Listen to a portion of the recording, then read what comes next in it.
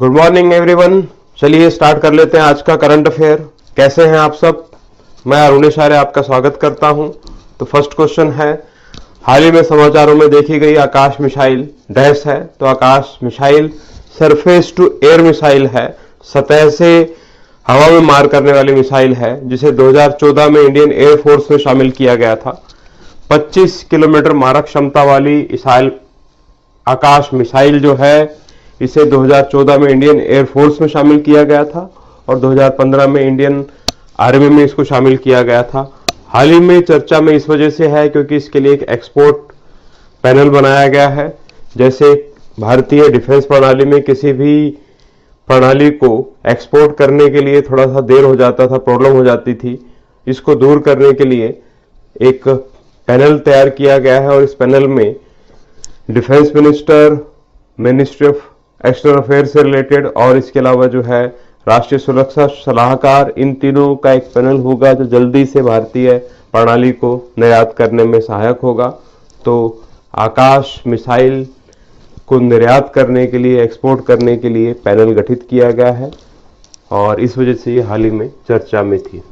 इससे आगे है सेकंड क्वेश्चन, हाल ही में समाचारों में देखा गया शूलपनेश्वर वन्यजीव अभयारण्य किस राज्य में है? तो ये जो वाइल्ड लाइफ सेंचुरी है ये गुजरात में स्थित है और हाल ही में ये चर्चा में इस वजह से आया क्योंकि मध्य प्रदेश और महाराष्ट्र की बाउंड्री को ये टच करता है गुजरात के साथ साथ, और वहाँ के जो आदिवासी समुदाय हैं, ट्राइब जो रीजन है, वहाँ के लोगों ने प्रधानमंत्री मोदी से एक गुजारिश की है जिसके अंतर्गत 121 जो गांव है वहां के, जिसको क्लासिफाइड किया गया था पिछले दिनों केंद्र सरकार की अधिसूचना के द्वारा कि ये क्षेत्र जो है पर्यावरण के लिए काफी संवेदनशील है और इस वजह से वहां पे बहुत से स्टेप उठाए जाने वाले थे। तो उन्होंने इस अधिसूचना को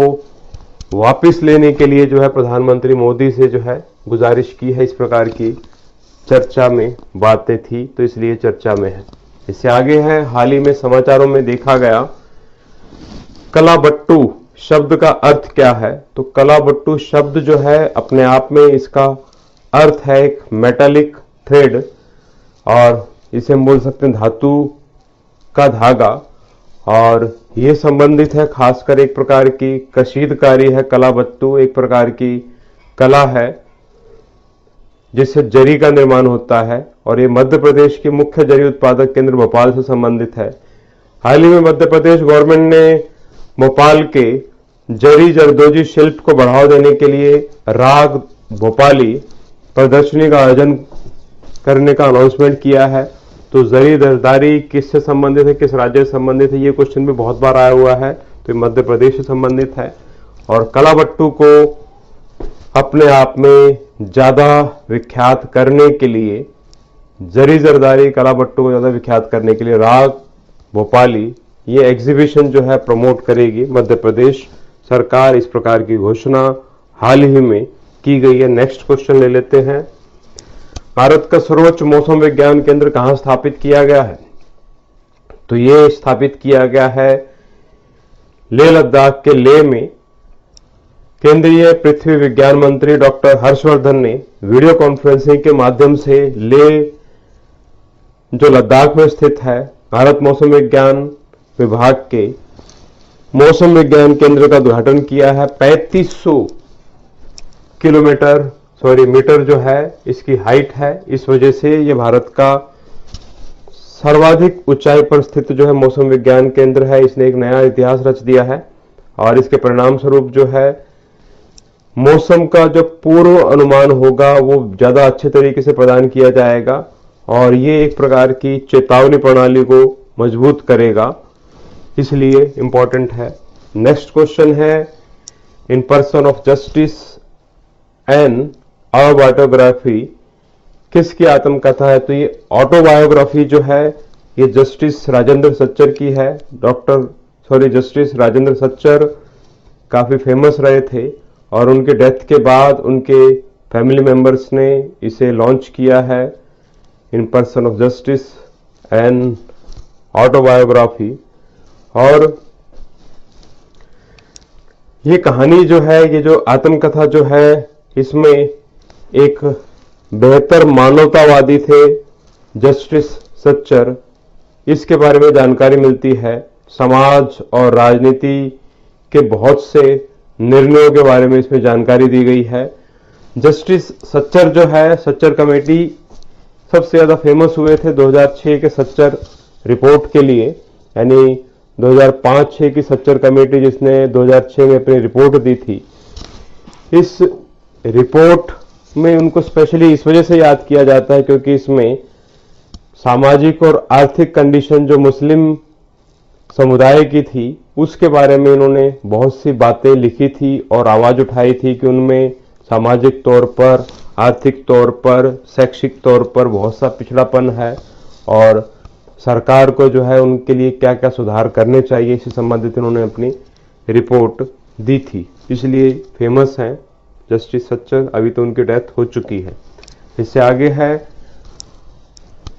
IL-38SD विमान से गिराए गए भारत के पहले स्वदेशी रूप से डिजाइन और विकसित एयर ड्रॉपर कंटेनर का नाम क्या है? तो यह है सहायक NG। इसका मुख्य रूप से जो कार्य है वो है पुर्जों और भंडारों को इकट्ठा करने के लिए तट के करीब आने के लिए जहाजों की आवश्यकता को कम करना। It reduces the requirement of ships to come close to coast to collect space and stores. और इसकी खासियत यह है कि यह परीक्षण भारतीय नौसेना के द्वारा रसद क्षमताओं को बढ़ाने और जहाज से महत्वपूर्ण इंजीनियरिंग स्टोर प्रदान करने के लिए आयोजित किया गया था, जो तट से 2000 किलोमीटर से अधिक दूरी पर तैनात है। तो इसे परीक्षण जो इसका किया है वो किया है गोवा के तट पर, और defence research and development organisation और इंडियन नेवी इन दोनों ने मिलकर इसका परीक्षण किया है। इसके अंतर्गत जो है भारत के पहले स्वदेशी रूप से डिजाइन और विकसित एयर ड्रॉपर कंटेनर का नाम सहायक NG रखा गया है। और इससे जो शिप्स होंगे उनको 2000 किलोमीटर दूर से ही जो है कोस्ट में आने की जरूरत नहीं है, स्टोरेज प्रदान किया जाएगा। नेक्स्ट क्वेश्चन है, यस बैंक के नए मुख्य वित्तीय अधिकारी चीफ फाइनेंस ऑफिसर जो नियुक्त किए गए हैं वो है निरंजन बनोडकर। निरंजन बनोडकर 2006 से जुड़े हुए हैं यस बैंक के साथ और ये अनुराग अदलखा का पदभार ग्रहण करेंगे, क्योंकि पिछले दिनों अनुराग अदलखा को जो है CHRO नियुक्त किया गया है। CHRO यानी चीफ ह्यूमन रिसोर्स ऑफिसर नियुक्त किया गया है। इस वजह से उनकी जगह पर अब जो है चीफ फाइनेंशियल ऑफिसर होंगे निरंजन बनोडकर। नेक्स्ट जो क्वेश्चन है वो है टीका और प्रतिरक्षा के लिए गठित वैश्विक गठबंधन के बोर्ड में बतौर सदस्य किसे नामित किया गया है? तो global alliance for vaccines and immunisation, Gavi जिसे कहा गया है, इसके मेंबर बनाए गए हैं केंद्रीय स्वास्थ्य मंत्री डॉक्टर हर्षवर्धन। और डॉक्टर हर्षवर्धन जो है इस बोर्ड में दक्षिण पूर्व क्षेत्रीय जो कार्यालय है पश्चिम प्रशांत महासागर का, उसके अंतर्गत जो है मेंबर बनेंगे और कार्य करेंगे, उसके निर्वाचन क्षेत्र के प्रतिनिधि होंगे। और फिलहाल जो सीट म्यांमार के मियंट हटवे की थी उसकी जगह पर अब ये शामिल हुए हैं। इसमें 1 जनवरी 2021 इन्होंने अपना पदभार ग्रहण कर लिया है। 31 दिसंबर 2023 तक सेवा देंगे बतौर सदस्य के तौर पर। इससे आगे है नेक्स्ट क्वेश्चन, और इसके अंतर्गत इनमें से कौन सी साइट्स 6 साइटों के अंतर्गत नहीं आती जहां लाइट हाउस प्रोजेक्ट्स का निर्माण किया जा रहा है? लाइट हाउस प्रोजेक्ट जो कल ही प्रधानमंत्री नरेंद्र मोदी ने घोषणा की थी लाइट हाउस प्रोजेक्ट की, इसके अंतर्गत मध्य प्रदेश का इंदौर आता है, गुजरात का राजकोट आता है, तमिलनाडु का चेन्नई आता है, झारखंड का रांची आता है और त्रिपुरा का अगरतला आता है। उत्तर प्रदेश का लखनऊ भी इसमें शामिल है। ये चर्चा में इस वजह से था कि 1 जनवरी 2021 को 6 राज्यों में 6 स्थानों पर global housing technology challenge India के तहत लाइट हाउस प्रोजेक्ट की आधारशिला रखी गई। यानी बहुत हल्के मकान जो है तैयार करवाए जाएंगे, इसकी आधारशिला रखी गई। और इस टेक्नोलॉजी के अंतर्गत जो है, जो भी पारिस्थितिकी तंत्र है उसके अंतर्गत जो है नई तकनीकों को अपनाकर लाइट हाउस तैयार किए जाएंगे अंतर्राष्ट्रीय स्टैंडर्ड के आधार पर। तो इसमें जम्मू शामिल नहीं है। इससे आगे है नेक्स्ट क्वेश्चन। और नेक्स्ट क्वेश्चन, किस मंत्रालय ने डिजिटल ओशन एप्लीकेशन लॉन्च किया है? तो डिजिटल ओशन एप्लीकेशन लॉन्च किया है मिनिस्ट्री ऑफ अर्थ साइंसेस ने। पृथ्वी विज्ञान और विज्ञान प्रौद्योगिकी और स्वास्थ्य और परिवार कल्याण मंत्री डॉक्टर हर्षवर्धन के द्वारा लॉन्च किया गया है और इसके राज्य मंत्री के द्वारा लॉन्च किया गया है डिजिटल ओशन के नाम से। और इसमें इसका जो एप्लीकेशन रखा गया है वो है www.incois.gov के नाम से। ये जो प्लेटफॉर्म है ये डिजिटल ओशन उपयोगकर्ताओं की एक विस्तृत श्रृंखला के साथ महासागर के बारे में ज्ञान प्रदान करने में मदद करेगा। Digital ocean will help to share knowledge about ocean with a wide range of users. इसके अंतर्गत डिजिटल ओशन महासागर डेटा प्रबंधन के लिए अपनी तरह का पहला ये डिजिटल प्लेटफॉर्म बन गया है। नेक्स्ट क्वेश्चन है, which countries new rules on drones permit them to fly over people and at night in the country. तो पिछले दिनों छोटे ड्रोन जो है, स्मॉल ड्रोन जो है, इनको अलाउ कर दिया है लोगों के ऊपर फ्लाई करने के लिए नाइट टाइम में। यूनाइटेड स्टेट्स ने, अमेरिका का जो फेडरल एविएशन एडमिनिस्ट्रेशन है उसने इसे लॉन्च किया है। तो विश्व में अमेरिका ऐसा प्रमुख देश बन गया है जो रात के समय में छोटे ड्रोन स्पेशल कॉमर्शियल एक्टिविटीज के लिए यूज कर पाएगा। यह आपको ध्यान रखना होगा। नेक्स्ट जो क्वेश्चन है, which country is set to join as the 6th member of the 5 eyes intelligence network. तो वो विश्व के 5 देश जिन्हें 5 आईज कहा जाता है, जिनके बीच में ये आपस में समझौता है कि वो गुप्त सूचनाओं को आपस में शेयर करते हैं, जिसमें शामिल हैं अपने आप में United kingdom, United states of America, Canada, Australia और न्यूजीलैंड।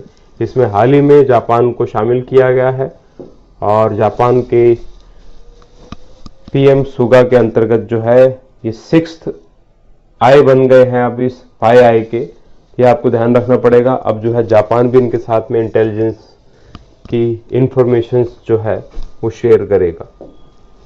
इससे आगे है, as a part of mission Sagar 3 Indian naval ship INS Kiltan has reached which country to deliver relief material. तो रिलीफ मटेरियल लेकर पिछले दिनों पहुंचा है सागर 3 कंबोडिया में।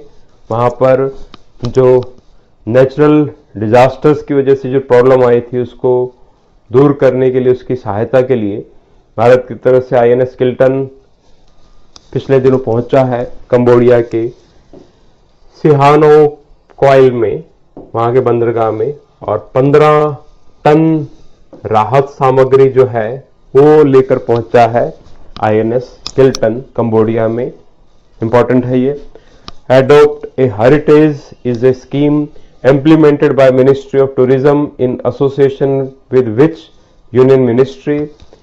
तो ये संबंधित है मिनिस्ट्री ऑफ कल्चर से। अपनी संस्कृति अपनी पहचान कार्यक्रम के अंतर्गत इसकी शुरुआत जो है नरेंद्र मोदी गवर्नमेंट ने फर्स्ट टर्म में की थी और पिछले दिनों इसे और सुदृढ़ तरीके से जो है अपनाया जाए, लागू किया जाए, इसकी घोषणा हुई है, इसलिए ये चर्चा में है। तो यहाँ पर मैं आज का करंट जो है आपका समाप्त करता हूं और जुड़े रहिए इस चैनल के साथ।